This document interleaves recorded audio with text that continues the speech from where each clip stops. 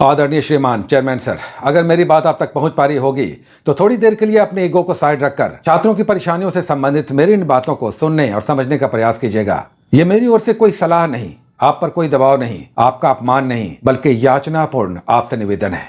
आपने कल एक तरफा बापू सभागार के सेंटर को कैंसिल करने की घोषणा की, जबकि शायद आपको पता हो या ना पता हो, आप नहीं जानते कि 911 अन्य सेंटरों पर भी कई सारी कठिनाइयां थी, परेशानियां थी, छात्रों के साथ दुश्वारियां थी, जिसमें कई सेंटर्स पर तो केवल 5 से 10 मिनट की देरी पर आने वाले छात्रों को सेंटर के अंदर नहीं जाने दिया गया। कई बार छात्रों को सेंटर के अंदर ठीक 12 बजे जब प्रश्न पत्र बांटकर उन्हें प्रश्नों को हल करने देना चाहिए था, इसमें भी कई सेंटर्स पर बहुत देरी हुई। कई बार इन्विजिलेटर्स बार बार छात्रों के नजदीक आकर उनसे बातें कर उनके शांतिपूर्ण संयमित एग्जाम देने के दौरान उन्हें डिस्टर्ब करने का प्रयास किया गया। छात्रों की इन परेशानियों को किसी ने नहीं सुना, क्योंकि ये परेशानियां बड़ी छोटी लगती हैं। लेकिन जो छात्र एग्जामिनेशन दे रहा था उसमें से बहुत सारे स्टूडेंट्स होंगे जिनका रिजल्ट 1-2 मार्क्स से रुक सकता है। हजारों ऐसे छात्र थे जो फॉर्म भरने के लास्ट डेट में सर्वर के डाउन होने या अन्य तकनीकी कारणों के कारण फॉर्म नहीं भर पाए, परीक्षा में नहीं बैठ पाए। क्या आपको पता है कि जब एग्जामिनेशन देने के लिए हजारों ऐसे छात्र आए जिन्हें अपने जॉब से छुट्टियां नहीं मिल रही थी, जल्दबाजी में अनुनय विनय करने के बाद बड़ी मुश्किल से जब उन्हें छुट्टी मिली, कीमती हवाई जहाज के टिकट का सफर करते हुए वे सेंटर्स पे पहुंचे। इनमें बड़ी संख्या में छात्राएं, महिलाएं थीं, वर्किंग प्रोफेशनल्स थे जो बड़ी ही मुश्किलों से किसी भी तरह से समय मैनेज करके अपने सेंटर एग्जामिनेशन पहुंचे थे ताकि अपने उज्जवल भविष्य का निर्माण कर सके। इनमें बहुत सारे ऐसे स्टूडेंट्स थे जो आधी रात में अपने शहर पहुंचे थे और या तो धर्मशाला या किसी बस अड्डे या किसी रेलवे स्टेशन पर पूस के रात जैसी ठंड कपाने वाली रात में अपने शरीर के मांसपेशियों को सिकोड़कर, हड्डियों को मोड़कर बड़ी मुश्किल से किसी छोटे जगह पर पूरी रात गुजारने को मजबूर हुए।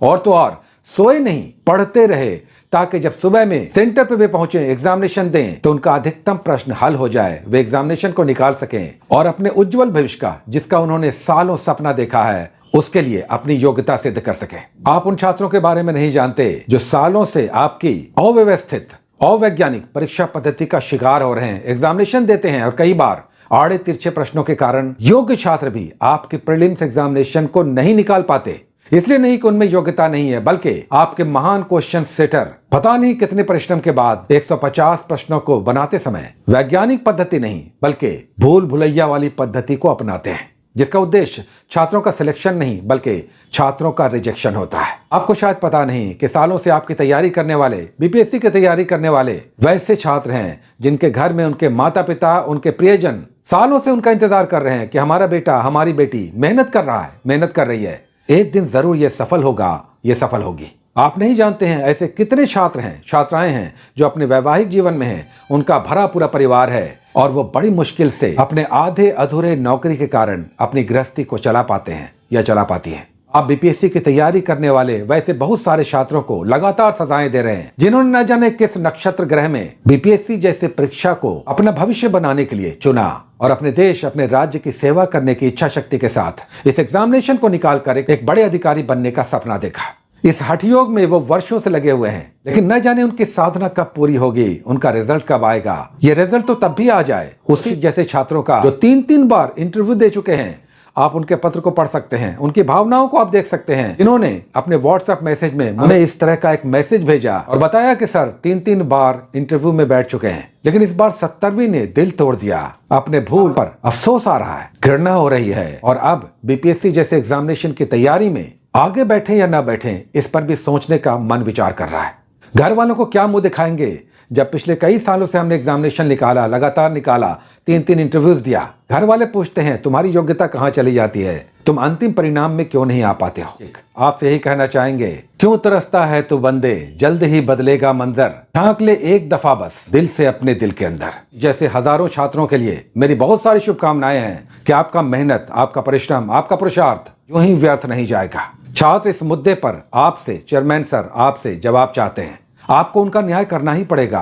आपके उनके हृदय विदारक दर्द भरी दास्तान को सुनना, समझना पड़ेगा और आपने इस एक तरफा निर्णय जो बापू सभागार से संबंधित आया है, एक सेंटर, केवल एक सेंटर को कैंसिल करने से संबंधित, उस पर पुनर्विचार करना पड़ेगा, क्योंकि छात्र अब आर या पार के मूड में हैं। उन्हें लगता है कि उनका भविष्य उनके कर्मों के कारण नहीं बल्कि बिहार लोक सेवा आयोग के मिसमैनेजमेंट, हठपूर्ण निर्णय और तकनीकी खामियों के कारण है, जिसका ठीकरा छात्रों पर फोड़ा जा रहा है। ऐसे में सर आपसे फिर से विनयपूर्ण निवेदन है कि कृपया करके छात्रों की परेशानियों को समझिए, इसे अपना ईगो मत बनाइए। छात्र साल भर मेहनत करते हैं, तब ऐसी परीक्षाओं का समय आता है जिसके लिए वे दिन रात हाड़ कपाने वाले इस ठंड में भी घंटों अपने टेबल पर, अपनी चौकी पर, अपनी कुर्सी पर बैठकर हठ योग करते हैं, चूंकि उनके मन में इस निराशा भरे वातावरण के बीच भी कहीं पर एक दिया उम्मीद का जलता रहता है कि शायद उनका आखिरी हो ये सितम। बहुत सारे निवेदन के साथ छात्रों की ओर से सर आपसे निवेदन है कि केवल बापू सभागार नहीं बल्कि उन सेंटर्स के बारे में भी, पूरे एग्जामिनेशन के बारे में आप एक बार पुनर्विचार कीजिए और छात्रों की इस दुख भरी दास्तान को सुनने समझने का प्रयास कीजिए। आपके प्रति उत्तर आपके स्नेहपूर्ण बड़े दिल वाले निर्णय की आशा में आपका जीएस मास्टर। प्रणाम, नमस्ते।